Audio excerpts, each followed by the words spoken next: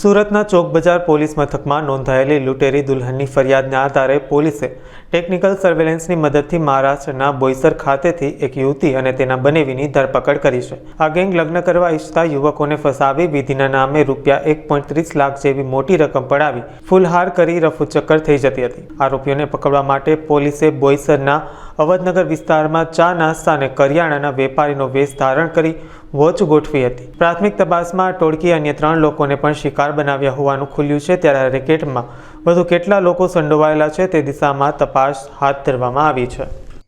આની અંદર ચોક બજાર પોલીસ સ્ટેશન ખાતે એક ફરિયાદી ભાઈ આવેલ હતા, જેઓની સાથે એક બેન હતા, રેખા દેવી કહી, અને એક એના બનેવી કહીને આવેલા હતા.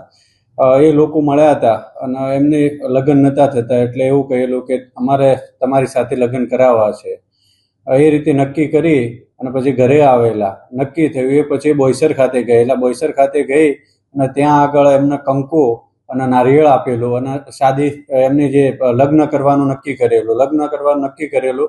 એના પછી એ બંને જણ અહીંયા સુરત ખાતે એમના ઘરે આવેલા. એમના ઘરે આવી અને 2 દિવસ રોકાયેલા. 2 દિવસ રોકાયા પછી એમને એવું કીધું કે મારા જે નામ છે, નામ કમી કરવાનું છે, તો નામ કમી કરવા માટેનું કહ્યું.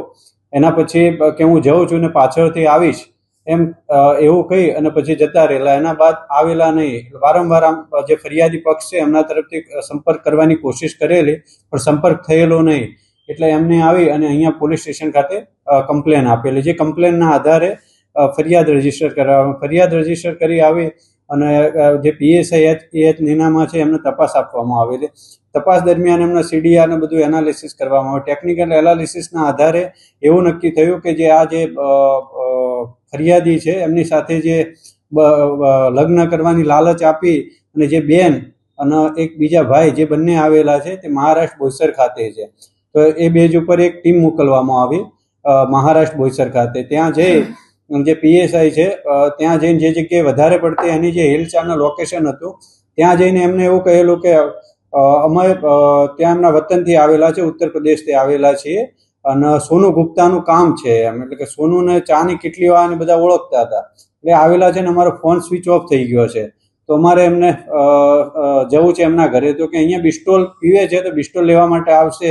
ત્યારે PSI નીનામાં ત્યાં આગળ ચાની કેટલી ઉપર ત્યાં આગળ ચાનું કામ કરવા, ચા ઉકાળવાનું ચાલુ કરી લીધેલું. એ સમય દરમિયાન એ ચા બિસ્ટોલ લેવા માટે ત્યાં આવેલા. એટલે ચાની કેટલીવાળાએ કહ્યું કે આ ભાઈ સોનુ ગુપ્તા છે. એટલે જેવા છે PSI પકડી લીધેલા અને પૂછ્યું. એના પછી જે બીજા રેખાદેવી ત્યાં હતા એમની તપાસ કરી, તે મળી ગયા. એ બેઝ ઉપર લાવી અટક કરી અને આગળની કાર્યવાહી કરવામાં આવે છે.